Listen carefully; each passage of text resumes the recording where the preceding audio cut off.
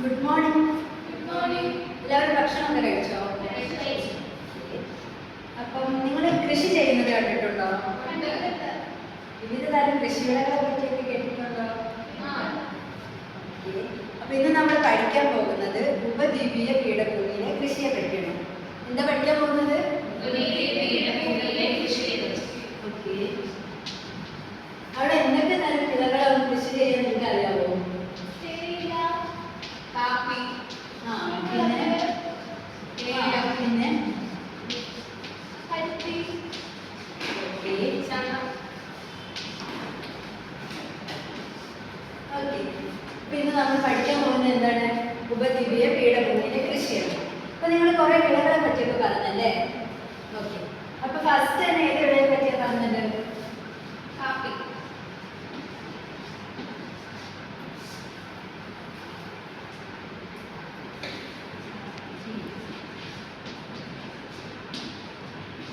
പിന്നെയോ വേറെ ഏതാണ്?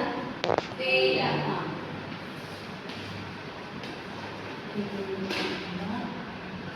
പിന്നെ കരിമ്പ്.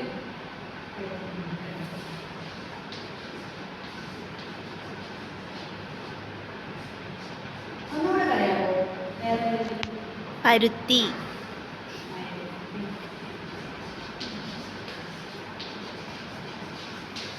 ഇതൊക്കെയാണ് ഇത് ഉപദ്വീപീയ പീഠഭൂമിയിലെ പ്രധാന കൃഷികൾ.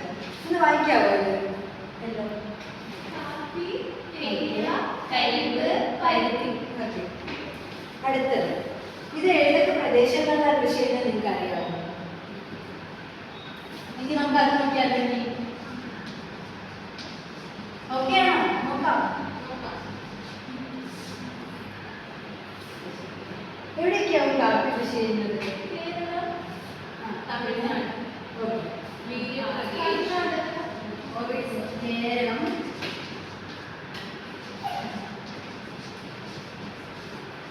ഇവിടെ രണ്ട് സ്ഥലത്താണ് ഉണ്ട് പ്രധാനമായിട്ടും കാപ്പി കൃഷി ചെയ്യുന്നത്.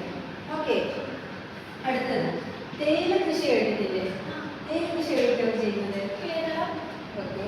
പിന്നെ നമ്മുടെ അടുത്ത സംസ്ഥാനങ്ങളിലാണ് എന്താണ് നിങ്ങൾ കേട്ടിട്ടില്ലേ തേയില കൃഷി ഉണ്ടെങ്കിൽ? തമിഴ്നാട്, ഓക്കെ. പിന്നെ കർണാടക,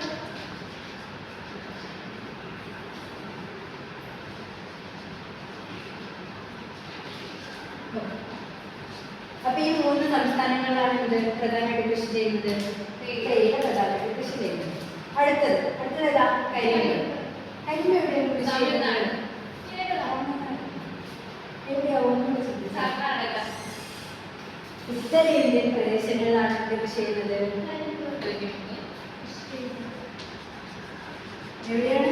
ഉത്തരേന്ത്യ, ഉത്തരേന്ത്യൻ പ്രദേശങ്ങളിലാണ് ഇത് കൃഷി ചെയ്യുന്നത്. കരിമ്പ് പ്രധാനമായിട്ട് കൃഷി ചെയ്യുന്നത്. ഓക്കെ. അടുത്തത് പരുത്തി. പരുത്തി കൃഷി എവിടേക്കാവും ചെയ്യാം? ഗുജറാത്ത്, ഗുജറാത്ത്. പിന്നെയോ? മഹാരാഷ്ട്ര,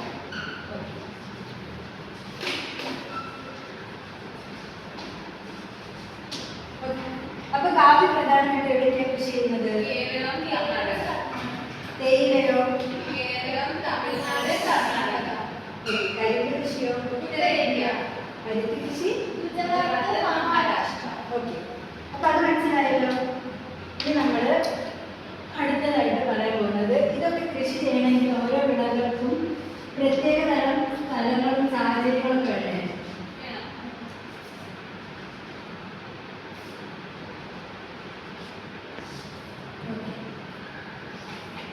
അപ്പം അടുത്തതായിട്ട് നമ്മൾ കാപ്പി കൃഷി ചെയ്യാനും എങ്ങനത്തെ സ്ഥലങ്ങളിലാണ് കാപ്പി കൃഷി ചെയ്യുന്നത് എന്നാണ് നോക്കാൻ പോകുന്നത്. ഓക്കെ. അപ്പം കാപ്പിയും തേയിലയും പ്രധാനമായിട്ടും മലനിര പ്രദേശങ്ങളാണ് ചെയ്യുന്നത്. എവിടെയാണ്? മലനിര പ്രദേശം.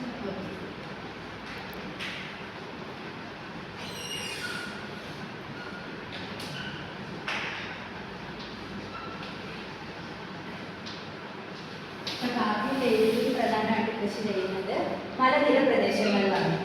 ഓക്കെ. അടുത്തത് കരിമ്പ് കൃഷിക്ക് എന്താണ് വേണ്ടത്? കൂടുതലായിട്ടും വെള്ളം. അപ്പൊ അതിനാണ് എന്ത് പറയും? ജലസേചനം. എന്താണ് കരിമ്പ് കൃഷിക്ക് വേണ്ടത്?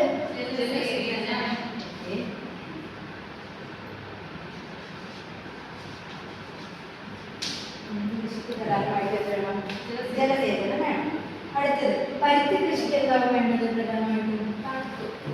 തണുപ്പാണോ? എങ്ങനത്തെ മണ്ണാവും വേണ്ടത് പരുത്തി കൃഷിക്ക്? അല്ല പരുത്തി കൃഷിക്ക് ഏതാവും വേണ്ടത്?